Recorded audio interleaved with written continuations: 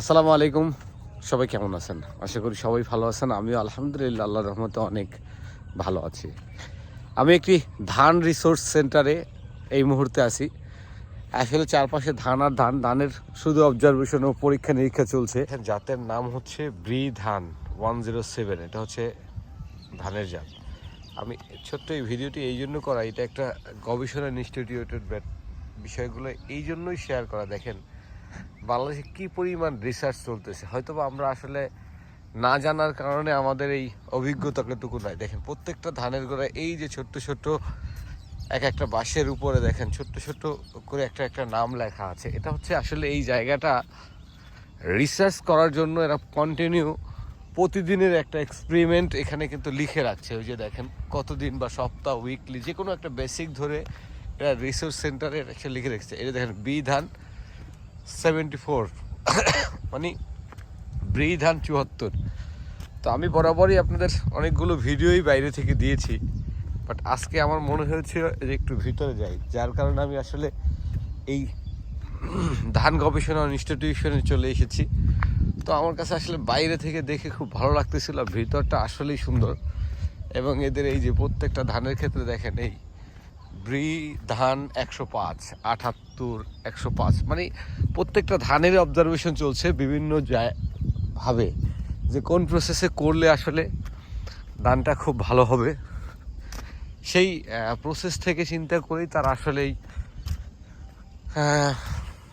যে রিসার্চগুলো করে থাকে। এখান থেকেই আসলে আমাদের বাংলাদেশের সবচেয়ে বড় যে সম্ভাবনাময় জায়গা, সেই জায়গাটুকু গড়ে তোলার জন্যই তাদের এই আপ্রাণ চেষ্টা।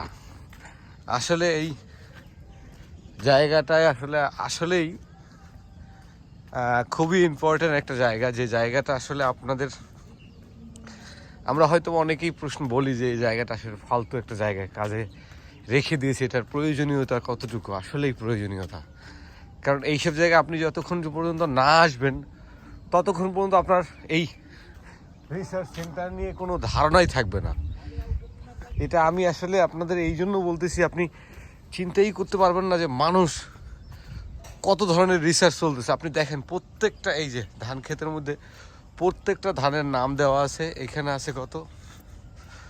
98, হ্যাঁ 98, 97, 99, মানে প্রত্যেকটা ধানের এক একটা রিসার্চে চলতেছে। যে দেখেন তাদের কর্মযোগ্যগুলো দেখেন, আসলেই ভালো লাগতেছে যে তাদের আসলে ধানের অবস্থান কি, কীভাবে কি মারাই করতে হচ্ছে, সব কিছু নিয়ে একটা রিসার্চিং যে মুভমেন্ট, এই জিনিসটা আসলে খুবই ভালো লাগতেছিল।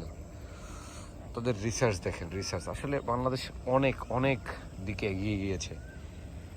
একটা রিসার্চ মানে পরিপূর্ণ একটি ধারণা, এবং এই ধান সম্পর্কে বা যে কোনো বিষয় সম্পর্কে যখন রিসার্চ করা হয়, সেই বিষয়টার আসলে পজিটিভ, নেগেটিভ এবং অবশ্যই কীভাবে লাভবান হওয়া যাবে সেই উপায়গুলো বের করে দেওয়ার জন্যই এই রিসার্চগুলো হয়ে থাকে। এবং এই রিসার্চের ফলেই আমাদের দেশ অনেক উন্নত ধারার দিকে এগিয়ে নিয়ে যাচ্ছে। আমাদের দেশের কৃষিখাত যখন উন্নত থাকবে, একটা দেশ ততটাই স্ট্রং থাকে সকল দিক থেকে, কারণ কৃষি নির্ভর দেশে কৃষিকে এগিয়ে নেওয়ার জন্য এই যে রিসার্চ সেন্টারগুলো খুবই গুরুত্ব বহন করে। আমি যদিও এখানে ঘুরতে এসে টোটাল ভিডিওটি করা, আমার কাছে খুবই ভালো লাগতেছে সিনারিগুলো, যার কারণে আসলে আমার এই টোটাল দৃশ্যটা ধারণ করা। এই পাশেই কিন্তু এই যে আমাদের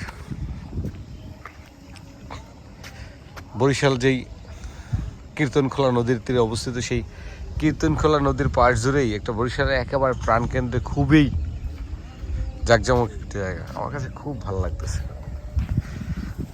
স্ট্রং। থ্যাংক ইউ আপনাদের এই ছোট্ট ভিডিওটি দেখার জন্য। সম্পূর্ণ দেখা হবে নতুন কোনো ভিডিওতে। আসসালামু আলাইকুম।